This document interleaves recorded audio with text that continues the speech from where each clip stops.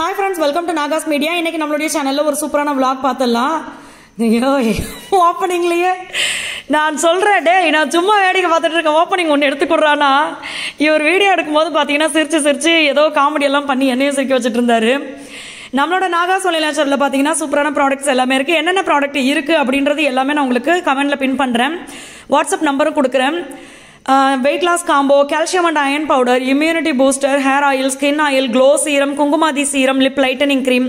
குங்குமாதி சீரம்லாம் பார்த்தீங்கன்னா நம்மளுக்கு சின்ன சின்ன ரிங்கிள்ஸ் இருக்குது அப்படின்னா அதெல்லாம் இப்போயே நம்ம யூஸ் பண்ணிக்கலாம். ஸ்கின் வந்து ரொம்ப சூப்பராக இருக்கும். ஸோ இந்த மாதிரி 18 ப்ராடக்ட் இருக்குது. கான்டாக்ட் நம்பரும் கொடுக்குறேன். உங்களுக்கு தமிழ்நாடு பாண்டிச்சேரிக்குள்ளே ஃப்ரீ ஷிப்பிங், கொரியர் சார்ஜ் கிடையாது. வெளிநாடுகளுக்கும் நம்ம எல்லாமே அனுப்பிச்சிட்ருக்கோம் பவுடர் ஐட்டம்ஸ் எல்லாமே. ஸோ நீங்கள் எங்கே இருந்தாலுமே ஆர்டர் கொடுக்கலாம். ஆஃபர் வந்து நம்ம 20ஆம் தேதிக்கு அப்புறம் பிளான் பண்ணுவோம். ஸோ ஆஃபர் எப்போ அப்படின்றத நான் உங்களுக்கு சொல்கிறேன். அதாவது ஆடி 20 ஸோ அதுவும் நான் சொல்கிறேன். வேணுன்ற ஃப்ரெண்ட்ஸ் நீங்கள் தாராளமாக யூஸ் பண்ணிக்கோங்க. நல்ல ரிசல்ட் இருக்கும் எல்லா ப்ராடக்ட்டுக்குமே. நான் பார்த்தீங்கன்னா காலையில் குக்கிங் வந்து இந்த சம்பா ரவை இருக்குது பார்த்தீங்களா, கோதுமை ரவை. அந்த கோதுமை ரவையில் வந்து கிச்சடி பண்ணலாம் அப்படின்னு சொல்லி எடுத்தேன். அது வந்து நான் ரொம்ப சிம்பிளாக பண்ணுவேன். இப்போ இது கூட வந்து நீங்கள் மசாலா ஐட்டம்ஸ் உங்களுக்கு பிடிச்சதெல்லாம் சேர்த்துக்கலாம். எனக்கு வந்து அந்த மாதிரி சேர்த்தா தான் பிடிக்கும். பட் இது தம்பி பாப்பாலாம் சாப்பிடுவாங்க அப்படின்றதுனால நான் இந்த கரம் மசாலா, மிளகாத்தூள் இதெல்லாம் சேர்க்கலை. சும்மா பட்டை, கிராம்பு, ஏலக்காய் இந்த மாதிரி விஷயங்கள்லாம் போட்டு தாளிச்சிட்டு அதுக்கப்புறம் அதில் வெங்காயம், பச்சை மிளகா, தக்காளி, இஞ்சி பூண்டு விழுது பார்த்தீங்கன்னா நான் எப்போவுமே லாஸ்ட்டாக தான் போடுவேன் இந்த தக்காளி எல்லாம் போட்டதுக்கு அப்புறமா. ஏன்னா நீங்கள் முதல்லையே போட்டிங்கன்னா சட்டியில் வந்து இஞ்சி பூண்டு பேஸ்ட் அப்படியே பிடிச்சிக்கும். இப்படி போட்டிங்கன்னா அது வந்து அந்த சட்டியோட ஒட்டாது. அது நம்மளுக்கு ஒட்டாமல் அப்படியே நல்லாயிருக்கும் வதக்கிறதுக்கு. அதனால் அது கூடயே நீங்கள் கருவேப்பிலை போட்டுக்கோங்க, புதினா போட்டுக்கோங்க. பட்டாணி வந்து ஆல்ரெடி வேக வச்சது, ஒரு 3-4 விசில் விட்டது. அதுக்கப்புறமா தான் நான் இதில் போட்டிருக்கேன். அது கூடயே நான் வந்து கேரட்டு, பீன்ஸ் போட்டிருக்கேன், புதினாவும் போட்டுட்டேன். இது எல்லாத்தையும் நல்லா வதக்கி விட்டுட்டு நம்ம வந்து ரவையை வறுத்து வச்சுருக்கோம், சம்பா ரவையை. அதையும் இது கூட போட்டுட்டு, சம்பா ரவையா கோதுமை ரவையா இதுக்கு பேர் என்னன்னு தெரியல, நான் கோதுமை ரவைன்னு கேட்டு தான் வாங்கினேன். ஸோ இதை வந்து வறுத்ததை எடுத்து உள்ளே போட்டுட்டு நான் 1 கப்புக்கு வந்து 2.5 கப்பு வச்சுக்கிட்டேன் தண்ணி. உங்களுக்கு அது குழஞ்சா மாதிரி இருக்கிறது பிடிக்கும் அப்படின்னா நீங்கள் இன்னும் கொஞ்சம் தண்ணி வச்சுக்கோங்க. 3 கப்பு அப்படி வச்சுக்கோங்க. விசில் பார்த்தீங்கன்னா ஒரு 4 விசில் அந்த மாதிரி விட்டுக்கோங்க. இப்போ நம்ம குக்கரில் பார்த்தீங்கன்னா எனக்கு 2 விசில்லாம் வேகவே வேகாது. அதனால் நான் 3 விசில் விட்டேன். ஆனால் அதை எடுத்ததுக்கப்புறம் எனக்கு தோணுச்சு எனக்கு குழஞ்சிருந்தா தான் பிடிக்கும் இந்த கிச்சடி. இது எல்லாமே ஒரு 4 விசில் விட்டுருக்கலாமோ இன்னும் கொஞ்சம் தண்ணி வச்சு அப்படின்னு தோணுச்சு. ஸோ அதனால் நீங்களும் அந்த மாதிரி உங்களுக்கு எந்த கன்சிஸ்டன்சி பிடிக்குமோ அப்படி எடுத்துக்கோங்க. மீதி இருக்கிற இஞ்சி பூண்டு பேஸ்ட் வந்து நான் ஒரு டிஃபன் பாக்ஸில் போட்டு ஃப்ரீசரில் வச்சுட்டேன். எப்போவுமே இந்த மாதிரி கொஞ்சமாக அரைச்சி வச்சுக்கோங்க. நிறைய நீங்கள் 6 மாதம் 1 வருஷம் கணக்கிலலாம் இஞ்சி பூண்டு பேஸ்ட் அரைச்சி வைக்கணும்னு அவசியம் இல்லை. வாரத்துக்கு ஒரு வாட்டி பிளான் பண்ணி நீங்கள் அரைச்சி வச்சுக்கிட்டிங்கன்னா நம்ம அந்த வாரத்துக்கு எடுத்துக்கிட்டு திருப்பி நம்ம அரைச்சி வச்சுக்கலாம்.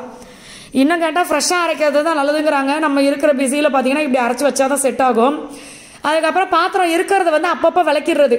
இந்த வெள்ளை கலர் இதில் பார்த்தீங்கன்னா ஒரு டென்ஷன் என்னென்னா, நம்ம ஏதாவது அதே மாதிரி இந்த தேங்காய் உடைச்சிங்கன்னா அந்த இது மாதிரி பஞ்சு மாதிரி கொட்டுது இல்லை, அதெல்லாம் நீங்கள் அந்த வெள்ளை கலர் கவுண்டர் டாப்பில் விட்டுட்டீங்க அப்படின்னா கரையாயிடுது.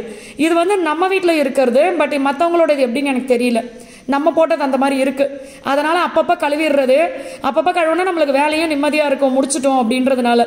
ஸோ அது எல்லாத்தையுமே க்ளீன் பண்ணிவிட்டு அதுக்கப்புறமா திறந்து பார்த்தேன். ஏற்கனவே ஒரு வாட்டி கிண்டி பார்த்துட்டேன், வீடியோக்காக 2வது வாட்டி திறந்தேன்.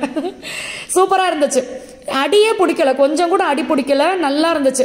எனக்கு வந்து இன்னும் கொஞ்சம் குழஞ்சி இருந்திருக்கணும். அதே மாதிரி இன்னும் கொஞ்சம் அந்த புளிப்பு காரம்லாம் அதிகமாக இருந்திருந்தால் நல்லா இருந்திருக்கும் அப்படி தோணுச்சு. இது கூட வந்து நீங்கள் இந்த தேங்காய் சட்னி வச்சு சாப்பிட்டீங்கன்னா தான் நல்லா டேஸ்ட்டாக இருக்கும். எனக்கு ரொம்ப பிடிக்கும்.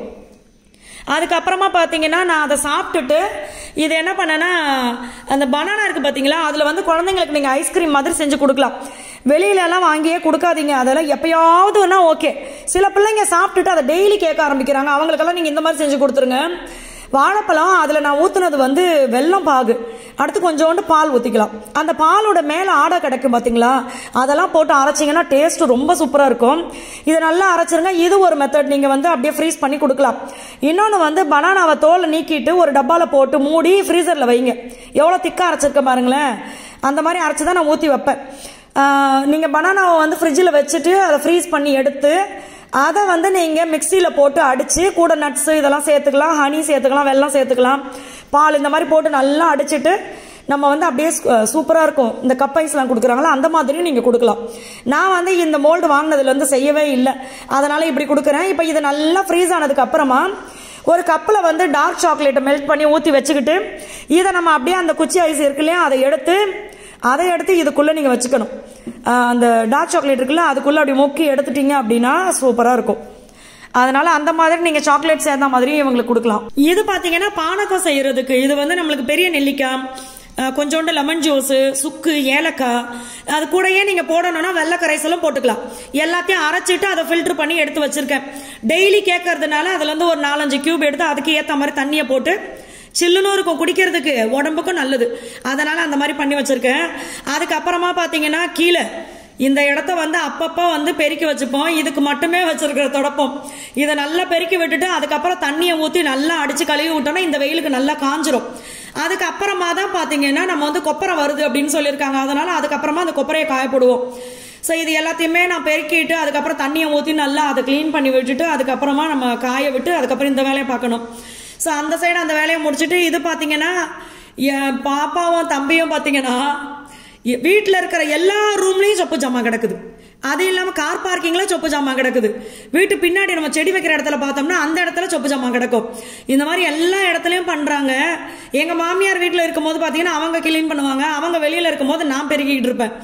அந்த இடத்தையும் ஃபுல்லா பெருக்கிட்டு அடுத்து பாத்தீங்கன்னா செடிக்கு மகியை தான் தண்ணி ஊத்த சொன்னேன். ஏன்னா இந்த பக்கெட் வந்து பெருசு, இதை இவருனா இப்படி எடுத்து ஊற்றிடுவார், நானா அந்த பைப்பை மாட்டி அதுக்கப்புறமா ஃபுல்லாக தண்ணி ஊற்றணும். அதனால அவர் வெளியில் கிளம்பிட்டு இருந்தால் ட்ரெஸ்ஸில் ஆகாமல் ஊற்றிட்டு போயிட்டு வாப்பான்ட்டேன். ஸோ தண்ணியும் ஃபுல்லாக ஊற்றியாச்சு. செடி வந்து நம்ம வீட்டில் வந்து தேவைக்கு ஏற்ற மாதிரி வைங்க. நிறைய கசன்னு வளர்த்தீங்கன்னா அதுவும் பார்க்கறதுக்கே ஒரு மாதிரி இருக்கு. நாங்கள் வந்து அதை மட்டும் கொஞ்சம் பார்த்து மெயின்டைன் பண்ணிக்கிறோம். எது தேவையோ அதை மட்டும் வச்சு விடுறது. கண்டிப்பாக நீங்கள் வீட்டில் வந்து கற்பூரவள்ளி வச்சுக்கோங்க, துளசி வைங்க. அடுத்து இடம் இருந்துச்சுன்னா அடுத்து வந்து முருங்கைக்கீரை கண்டிப்பாக வைங்க. முருங்கைக்கீரைலாம் அவ்வளோ நல்லது. பிள்ளைங்களுக்கு வந்து அவங்களுக்கு ஏதோ ஒரு வகையில் செஞ்சு கொடுக்கணும். அதே மாதிரி இந்த அடைலாம் செய்வோம் பாருங்க, அப்பெல்லாம் நீங்கள் முருங்கைக்கீரையை சேர்த்து செஞ்சு கொடுத்தீங்க அப்படின்னா அவங்களுக்கு சத்தான உணவு. ஏன்னா 3 வேளையும் அரிசி ஃபுட்டு மட்டுமே எடுத்துக்காதீங்க. காலையில் அரிசியில் இட்லி தோசை, மத்தியானம் சோறு, நைட்டு பார்த்தீங்கன்னா டிஃபன், அதாவது தோசை இட்லி இந்த மாதிரி அதெல்லாம் சாப்பிட்றாங்க. இந்த மாதிரி எடுத்துக்காம கொஞ்சம் மாற்றி எடுத்துக்கிட்டீங்க அப்படின்னா உடம்புக்கு நல்லது. நம்ம உடம்பு பார்த்தீங்கன்னா இதுவாக இருக்கும், அதாவது என்ன சொல்றது, ப்ளோட்டிங்காக இருக்குது உடம்பு வந்து. சும்மா நான் கொஞ்சம் தான் சாப்பிட்டேன் ஆனால் என்னவோ ஒரு மாதிரி இருக்கு, வயிறு கனமான்னு சொல்லுவோம்ல, அந்த மாதிரி ஃபீல்லாம் இருக்காது. ஸோ அந்த மாதிரி பண்ணுங்க. அதுக்கப்புறமா பார்த்தீங்கன்னா இப்போ கொப்பரை நம்ம வந்து மொத்தமாக வாங்குற மாதிரி ஒரு சில இடங்கள்ல வந்து தேங்காய்க்கு சொல்லி வைப்போம். சில பேர் பார்த்தீங்கன்னா வீட்டில் வந்து 1-2 மரம் வச்சிருப்பாங்க. அந்த மாதிரி இருக்கிறவங்க கிட்ட நம்ம சொல்லி வைக்கும் போது பார்த்தீங்கன்னா அவங்க கிட்ட வந்து மொத்தமாக எடுக்கிறவங்க எடுக்க மாட்டாங்க.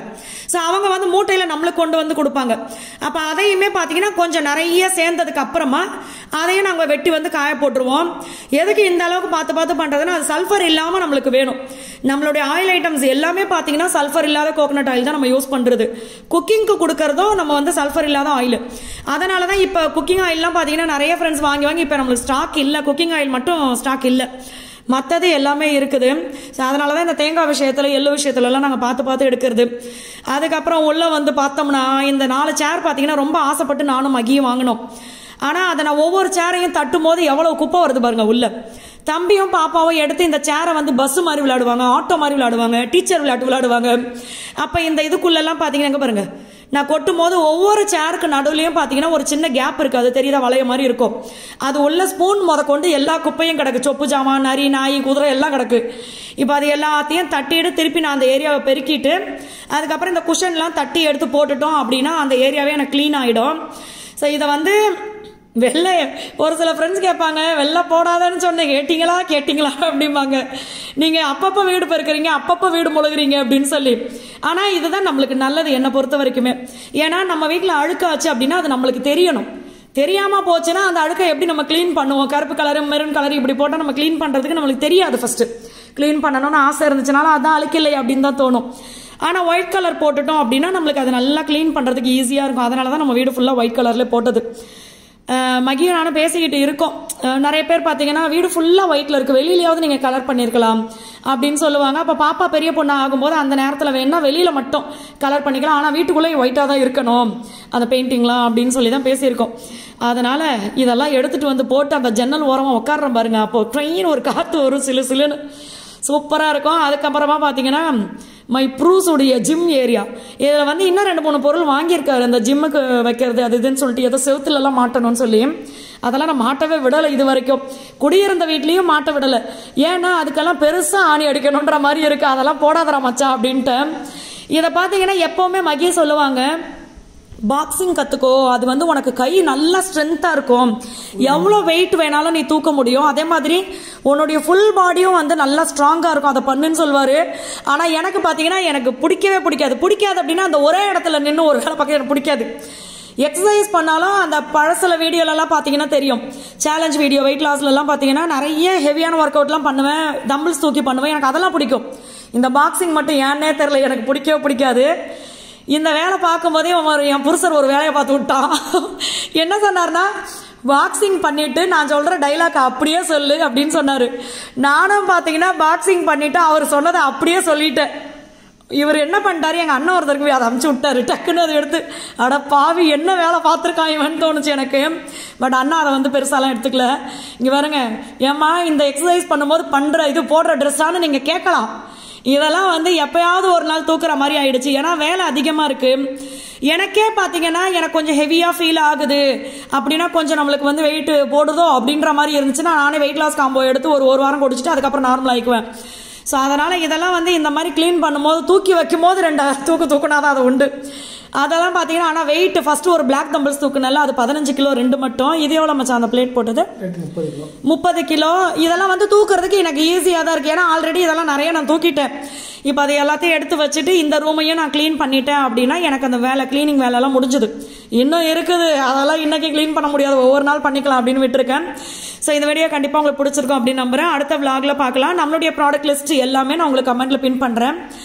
கான்டாக்ட் நம்பரும் கொடுக்குறேன். வேணுன்ற ஃப்ரெண்ட்ஸ் யூஸ் பண்ணிக்கோங்க. ஆஃபர் ஆடி 20 ஸ்டார்ட் பண்ணுவோம். தேங்க்யூ.